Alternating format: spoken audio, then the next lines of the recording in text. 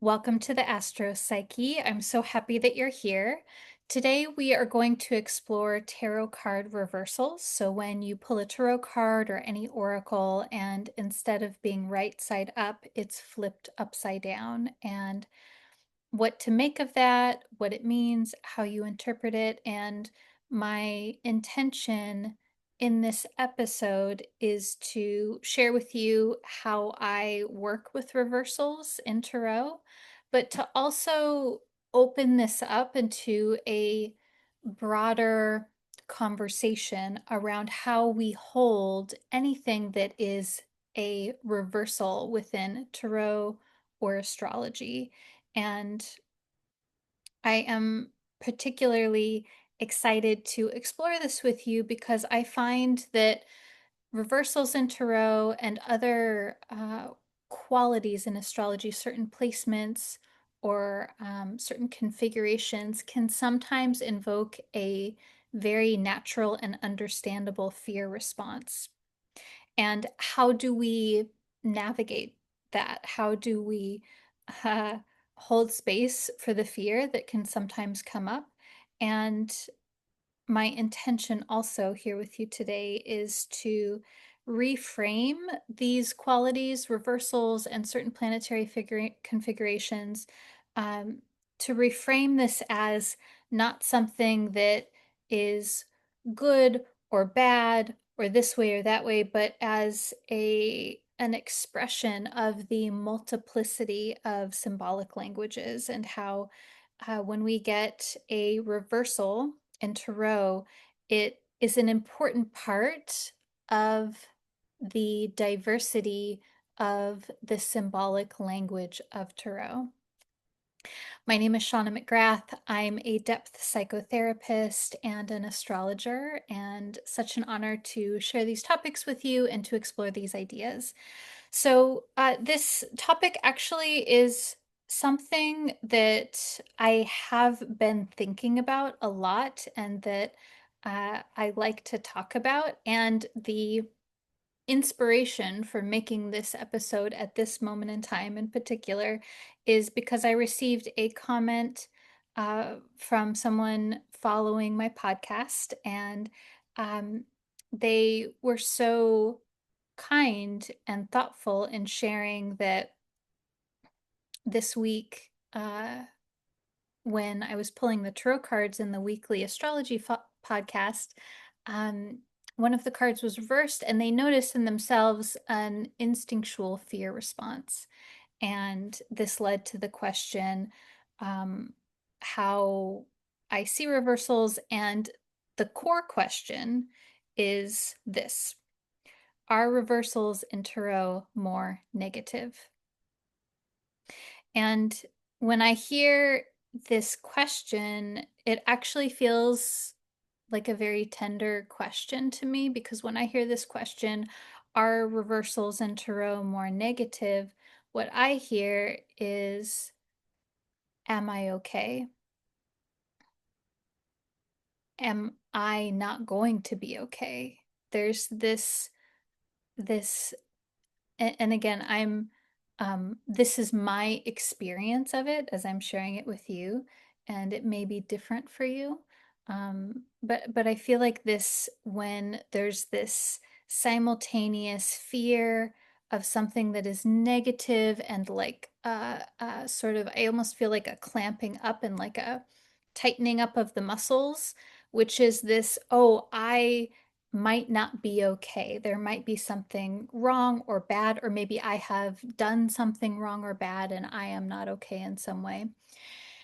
And so, yeah, I think this is such a natural instinctual response, particularly when we are doing something that is involving self inquiry, depth work. It is vulnerable to ask a question, it is vulnerable to go into your own internal experience, or to go into the past, or to go into the future. Essentially, it's vulnerable to be a human being. And also, when we're working with these things like tarot or astrology, there's a certain amount of heart being, I think it almost sort of pulls your heart forward a bit, and that can sometimes invoke this very natural response of, oh no, am I okay? Is this okay? And so I want to acknowledge that is very understandable. And that there is also more that we can do with that as well. That I think this are the reversals more negative is, how do I want to say this?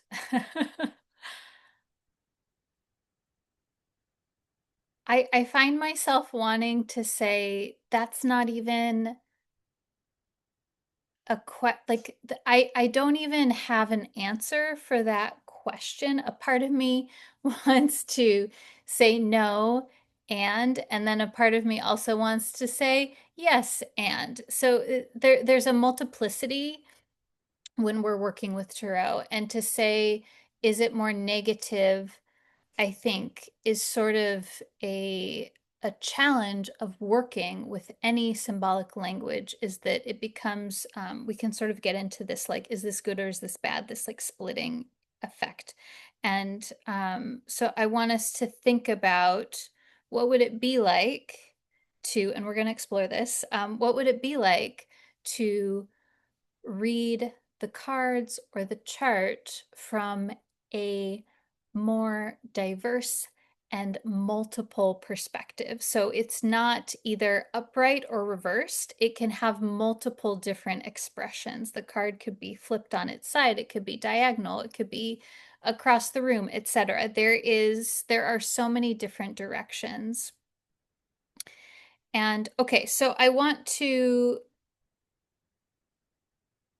retract back just a bit here. And I want to define some terms here and also bring this into a broader encompassing holding of not just reversed cards and tarot, but also bringing astrology into this equation as well. This feels important to me. So, of course, a reversal is when you pull a tarot card and instead of being right side up so that you can see it, the top is at the top, it's flipped upside down, the bottom is at the bottom. And other things that I want to bring into this equation that feel as though they have a similar stigma or questions of, is this bad? Is this negative? Is this going to be more challenging? Are things in astrology such as certain planetary configurations. We often hear this when planets are in detriment or in fall. So this is when a planet is in the zodiac sign that is opposite its sign of rulership or its sign of exaltation. So for example, the moon in astrology rules the sign of Cancer. The sign that is opposite Cancer is the sign of Capricorn. And so we would say moon in Capricorn is the moon in its detriment as one example. And so each planet has signs that it rules. Each planet has signs that it's in exaltation in, and these tend to feel harmonious. There tends to be a certain level of cohesion or social acceptance with this planet placement. In contrast to the opposite placement, where a planet is in detriment or it's fall, such as, for example, the moon in the sign of Capricorn. In ancient astrology and more traditional astrologies, detriment and fall is said to be more challenging, or even in a more striking way, sometimes it is said to be bad, a bad placement, or a challenging placement. And I want you to know that that is that is something that you may hear, and that's why I'm using these words. Another quality that, or another planetary configuration, is also planets that are in certain houses that are what's called an aversion to the first house, which is basically where there's not an aspect to the first house. And these are the houses of the second house, the sixth house, the eighth house, and the 12th house. And so all of these placements and configurations, planets in detriment, fall, or in what may be called sometimes the difficult houses, these positions typically indicate that there is an experience or a manifestation where it is divergent from socially acceptable norms. And oftentimes, that can be anything that is divergent or different, can often be labeled as bad or challenging. Sometimes it can literally be very challenging to be different, atypical, divergent. Oftentimes, um, there is marginalization when something or someone is different. And so, um,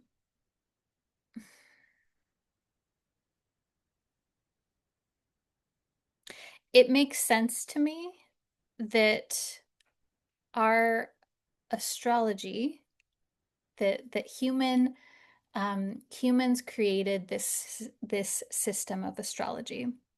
So astrology, in some ways, is an extension of the way that we understand reality. Astrology is also like art and language.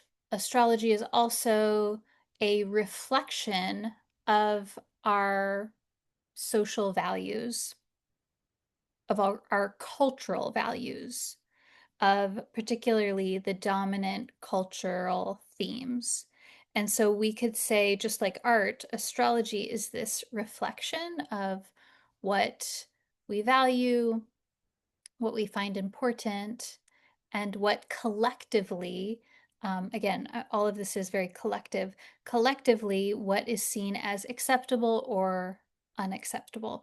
So, an example of this is that in Western astrology, the sun is seen as a benefic, wonderful planet. It's seen as a symbol of the soul, the sense of pride and confidence. The sun is a quote unquote good planet in Western astrology. In contrast, in Indian astrology, the sun is often in the more challenging, what's called malefic category, along with Mars and Saturn. And this is because in India, the sun carries these qualities of the intense, the suffering of the heat or the things that can happen when it becomes too warm and too hot. And so, in that cultural context in India, there is this quality of heat that is not always favorable, which is very different, just as far as the climate conditions, from where Western astrology arose to India, where Indian astrology arose. And so,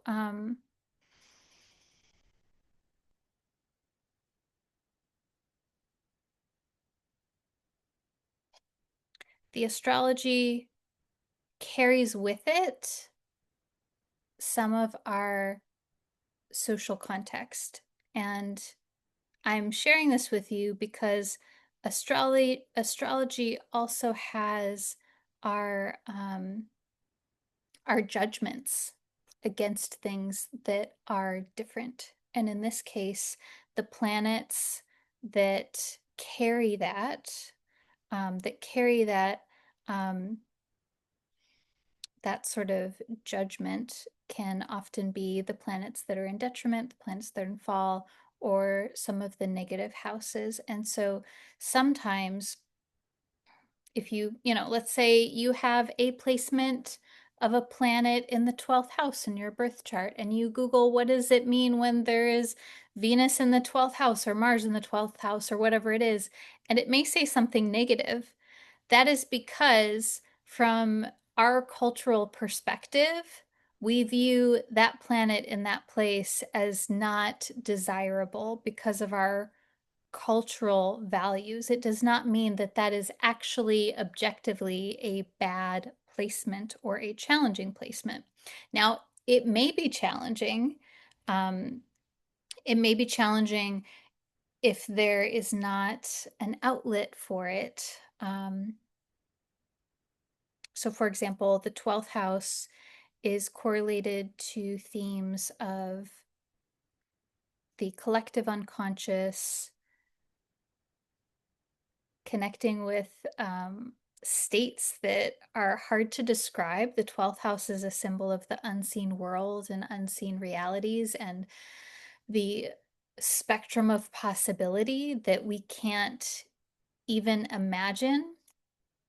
12th house is also connected to um, the softening of energetic boundaries. So being energetically or emotionally more permeable, being more prone to wanting to merge emotionally.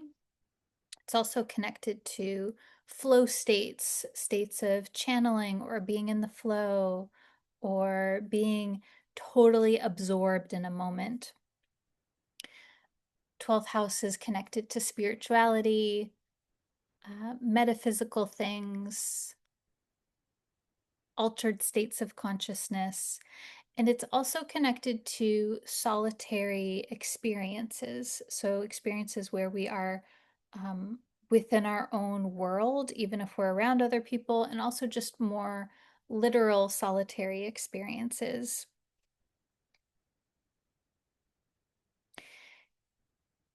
In the West, in our current culture, there is a more, let's see, there's a more narrow, socially acceptable way to do 12th house things. Oftentimes, the 12th house can manifest as, yeah, actually, how do I want to say this? I think that in the West, because the 12th house often the only pathway naturally, organically for manifestation is through using mind altering substances or um, having experiences that are maybe not fully validated. So, like having a very strong intuitive or even psychic ability, or just maybe even simply a emotional sensitivity that can often be dampened or dismissed by having to live in the material world. And so um, there's not a major place for 12th house things unless one wants to be very involved in uh, an alternative type of spirituality or substances or get into nonprofit work or get into something that involves other places or situations where there is a large amount of solitary time. So, of course, this is seen as maybe a more challenging place because there's not as much socially acceptable space for it. Now, there's many ways to work with the 12th house to channel that energy. Psychotherapy is a beautiful place, a beautiful way to connect in with the 12th house in a way that can often feel more life-giving, more satisfying, and just really give the 12th house energy a place to go, a place to exist versus being dismissed. So I know this episode is about, was inspired by tarot reversals, but I wanted to bring the astrology into the room with this because to me, this question of, oh, is this more negative? Is this more of like a challenging or bad placement? That to me is the same kind of feeling tone with a reversed tarot card as with someone having, let's say, you know, Moon conjunct Saturn or Venus in Virgo. Venus just moved into Virgo when I'm recording this. So um, this feels important because I think that um, it can be so easy to fall into this psychological splitting where it feels so much neater and cleaner and easier and more organized to say, okay, is this good or bad? Do I like it or do I not like it? When and very understandable to want to do that, because then we can settle when we know. There's a sense of being able to settle into the predictability. And also, when we do that splitting, it reduces it. Yeah, it just has this reductive effect. And then the chart, the astrology, the tarot, the entire um, channeling of messages, which is what's happening when we're doing tarot or working with astrology. We're channeling messages. That whole that channel becomes smaller, and it can get distorted even too. And so ideally, when we are reading, or when I say reading, like reading cards, reading charts, or even just sitting with what your experience is, we want to ideally, and I say this as myself on this ongoing path of trying to do this myself as well. We want to try to remain as open, protected and open as possible, to allow that channel to expand to whatever it is that wants to come through from your higher self, from your benevolent ancestors, from your guides, whatever language you use. We want to create a channel that can hold the integrity of what is coming through. Okay, so other things that I want to, and again, so anything that I share in these episodes, I always love, I love sharing this with you. And uh, sometimes I get excited and I say a lot. And because we're not doing this in real time, I don't always know how things are landing. And um, I want you to know that anything that I share, my intention is always to um, share as much as I can, in hopes that it resonates with you. And also, I know that, sometimes stuff is just going to wash over you and you're going to take it in as much or as little as is appropriate for you at this point in time. So I wanted to name that. Okay, so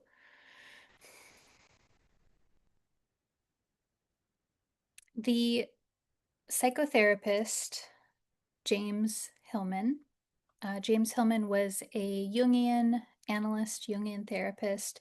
He wrote a lot about the psyche, and he took some of the Jungian psychology concepts and flipped them around, which is very interesting for reversals. He was sort of a contrarian.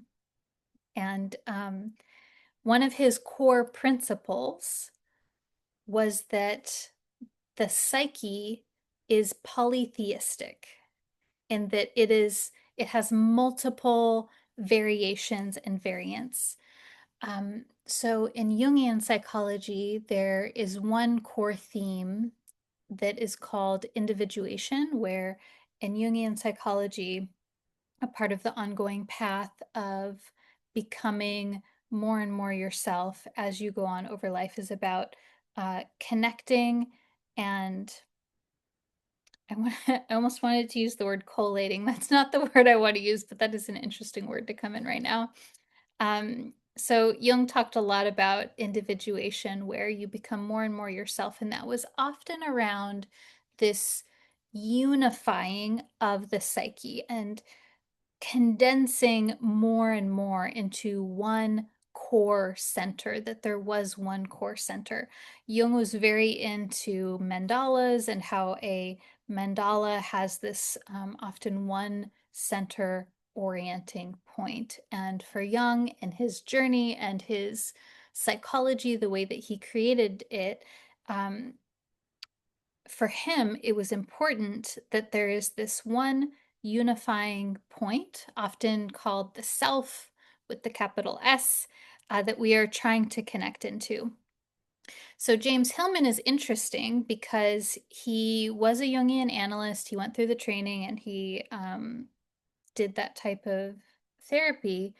But for him, he argued that actually we need to allow ourselves to exist in multiplicity, and that the psyche is polytheistic, and that we need to give each part of the psyche its due, that we need to allow ourselves to experience all of the different parts, and that um, there is this this reductive effect of trying to condense everything down into one point. And I really like this concept, particularly when we're talking about reversals in tarot, because reversals create a greater multiplicity within one symbol. So we have one tarot card, and when we reverse it, it actually becomes even more tarot cards. So it's sort of like adding in a greater vocabulary, a greater vocabulary. We could say, I would actually say that reversals are adding in additional words, additional letters, additional phrases and concepts. And I want us to be thinking of reversals that way, is that it's not just a flip. It's not just the opposite of the card meaning. Sometimes it's the opposite, but sometimes it means, let me take a sip of water here. Getting excited.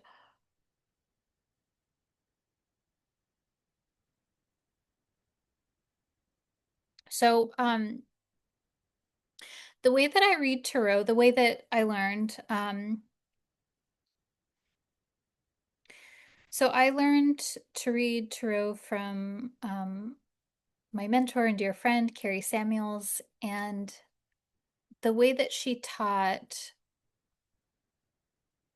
was not necessarily by memorizing the meanings of the cards, though I think that that's important. I think that, well, do I think that's important?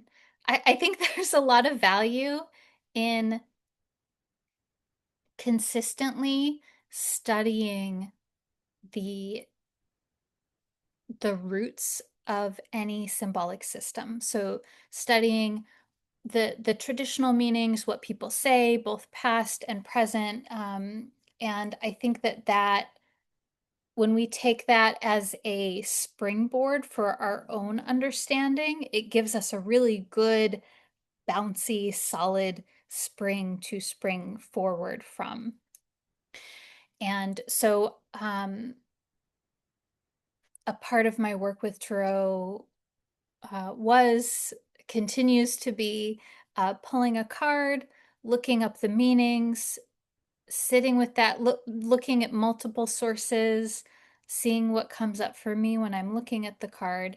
And also, the way that Carrie taught was looking at the card and then reading what is happening in your intuitive, like what do you notice about the card? What colors or images, what do you feel when you look at the card? What does it remind you of? If the card were if that image on that card were an active movie screen, what would be happening? How do you feel about that? And that there's so much that we can get from that. And so I, in my process, simply apply that to the reversal as well. So the reversal, a part of it is, okay, there's something that maybe is the opposite of the traditional card. But oftentimes it's like, oh, like there's something different here. So it's like the same theme or symbol, but it's modified in some way. Often I think reversals can indicate that there's something uncertain or unknown about the theme. There's something yet to be discovered, or maybe there is missing information, or there is a path of discovery, or even when a card is reversed, it will change the perspective of any people in the card. And that is also something that I take into account as well. So um, let's say you pull 3 cards and all of the people in those cards are facing let's say they're facing the forward direction, or they're facing to the right.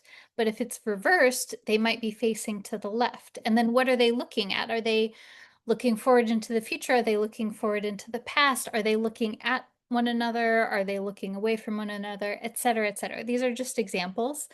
Um, but my intention in sharing this with you is that by looking at it this way, we're allowing for one symbol to become multiple symbols, not just, oh, it's on this binary axis of it's either this way or that way. No, it's like, what are all of the different ways? And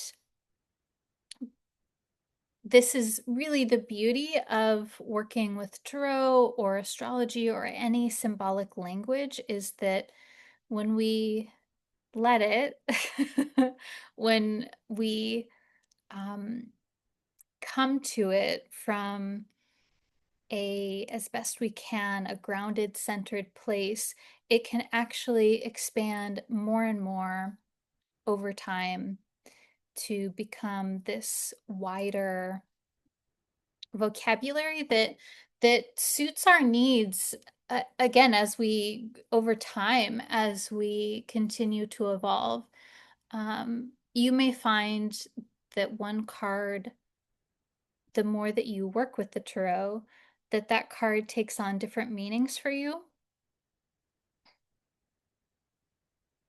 I know for me, some cards, I have a connection to what that card means for me based on experiences that I was having when that card came up very often, or when I've read for that card. And so we're also, every time that we pull a card, we're adding to our vocabulary box, the box of, how do I want to say this?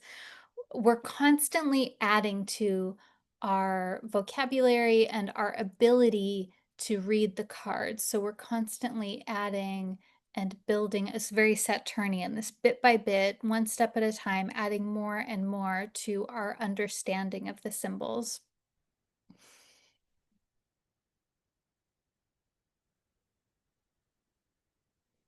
Okay, so I do want to talk about questions to ask yourself when fear comes up.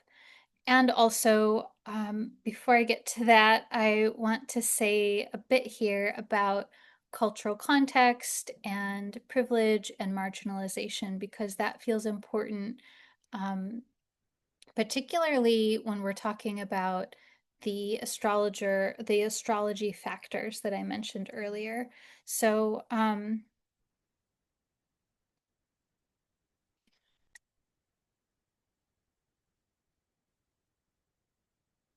in general, astrology and other oracles have tended to be interpreted as more binary, more this is good and this is bad, in periods of time when people overall have less resources or are more marginalized.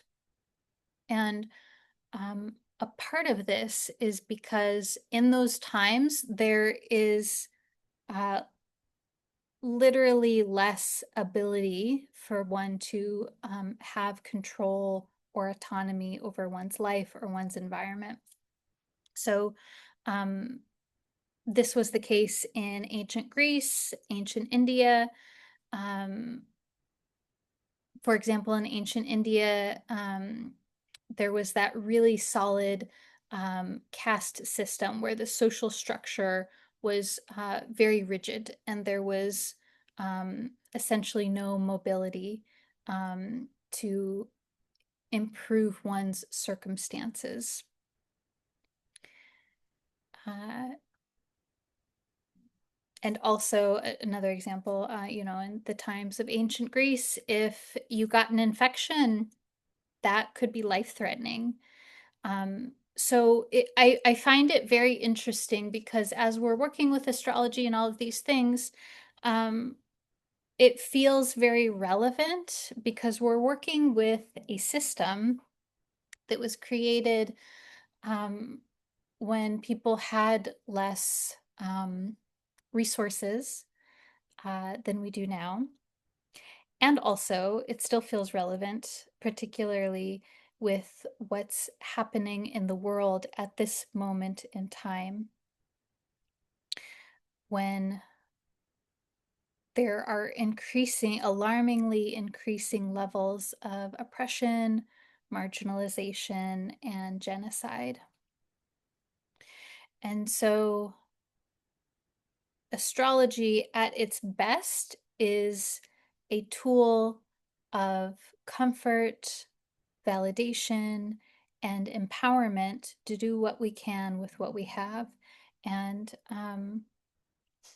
we don't need another thing to tell us that something is bad or that we're bad or that something bad is going to happen. I don't think that we need that right now. What we need is a symbolic language that helps us connect in with our heart, with our mind and our heart, and our capacity to be present and to affect change and empowerment to the best that we can. And I think that astrology can do this for us when we hold it from this place of multiplicity, this place of celebrating the diverse human experience, and holding astrology from this uh, this descriptive way, this way of saying, okay, what's going on here? What are the variety of different expressions of these archetypal themes?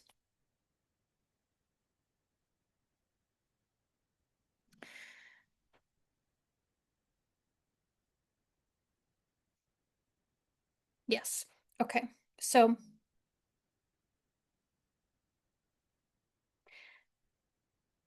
at its essence, astrology is a language. That's the way that I conceptualize it. The way that I work with astrology is that it is a symbolic language. And so we wouldn't say that one language is good or bad, or, like we're just speaking the language and letting it flow through. Okay.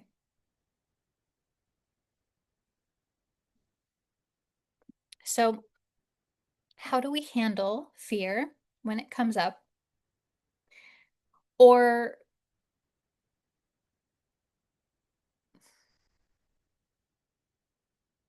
stereotypically challenging astrology? How do we handle these things? Um, I think that even just noticing in yourself when um, you start to feel panicky, awareness is huge. Even when we just start to notice that we're like feeling panicky or like, oh no, is this bad?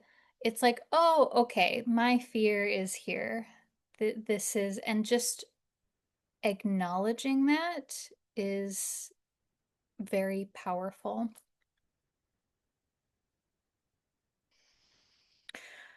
We also know that fear is here, or this survival instinct, when we go into a splitting mindset. And this can actually happen.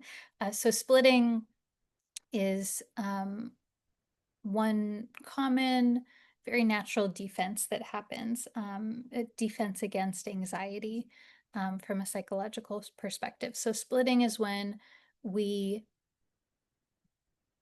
consider something or someone all good or all bad. And there's a particular tone to splitting. Maybe you've experienced this where it's like, there's almost an urgency to make something really good or really bad. And often there's fear or sort of this like tension, constricting kind of quality to it. So when that's happening, we can say, oh, I'm feeling XYZ, whatever it is that you're feeling, or my fear is here. And oh, like that makes sense. Um, what I'm asking maybe is vulnerable, or it's a little scary, or the world is fucking chaotic right now in a scary place. And so it makes sense that um, that my nervous system is already maybe kicked up a notch and like went into this fear place. So we're validating it by saying, okay, it's okay. That's understandable. This is also powerful, simple but powerful. And so then we can ask, okay, what else is here?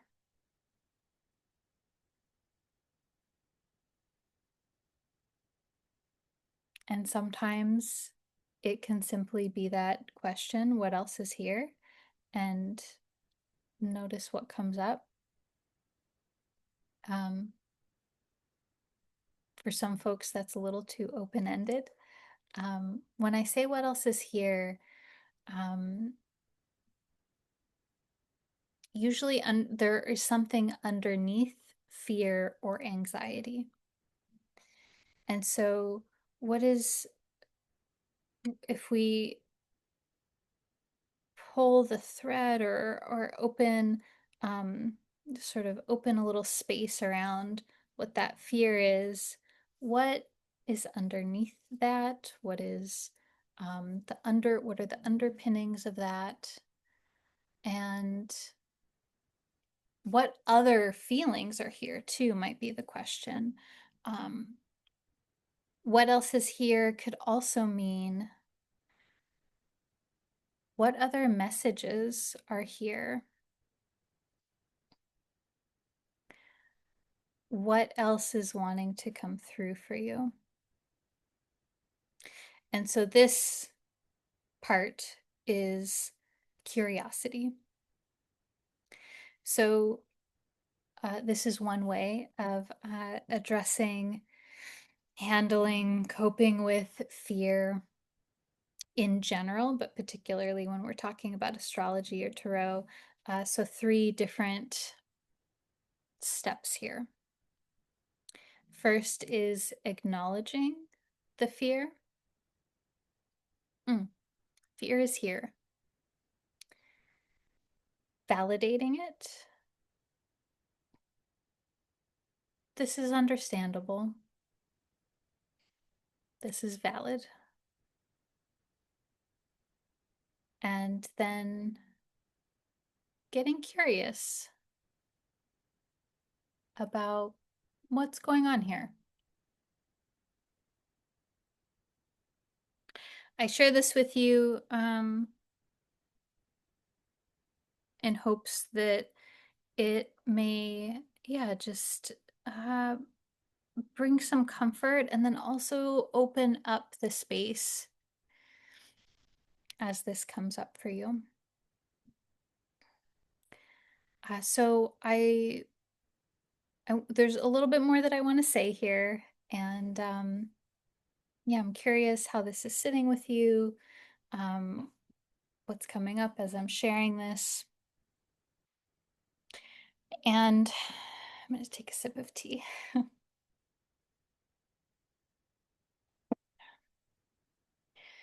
I want to end here with returning to the question, are reversals more negative? And I would say no. um,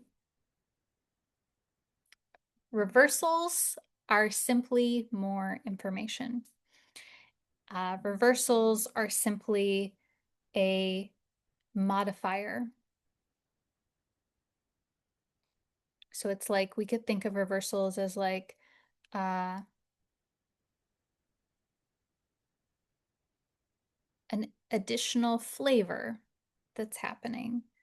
And so um, maybe you've tasted a dish where there's multiple flavors, or maybe there's like one flavor where you taste it and you say, there's something in there I can't quite. Sometimes reversals are like that, where we can taste something different, but we can't quite place what the herb or ingredient is. And sometimes when we sit with it and try to figure it out, it comes to us. So, more practically, for example, when I think, so I want to like drive this home for you also that reversals are not inherently negative. Um, for example, some of the more um, challenging cards that also have a lot of fear connected to them, such as Three of Swords, Five of Pentacles, the Devil, Death, Eight of Swords. When those are reversed, it's a very different meaning for me. So, Three of Swords, releasing grief, releasing sadness, releasing regret. How lovely.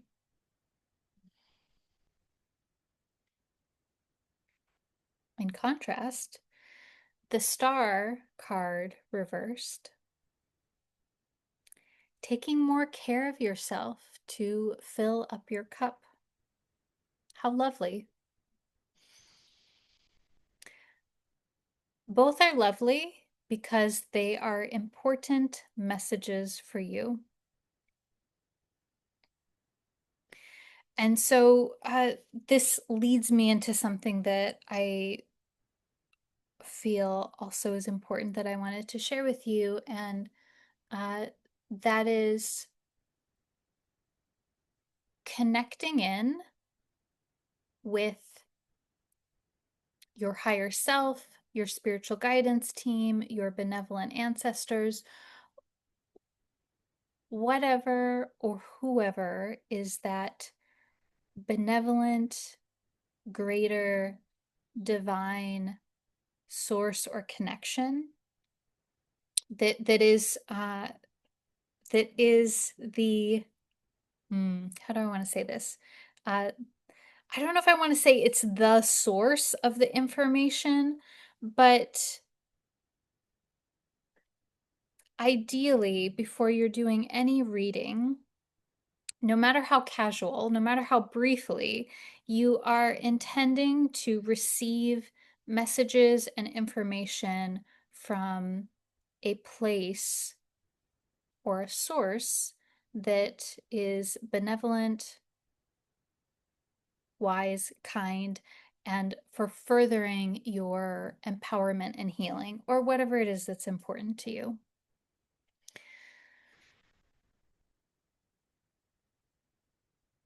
You may also wish to set the intention that beforehand that all messages are delivered with loving kindness and in service of your wider goals, whatever those are, whether that is your empowerment, your healing, etc.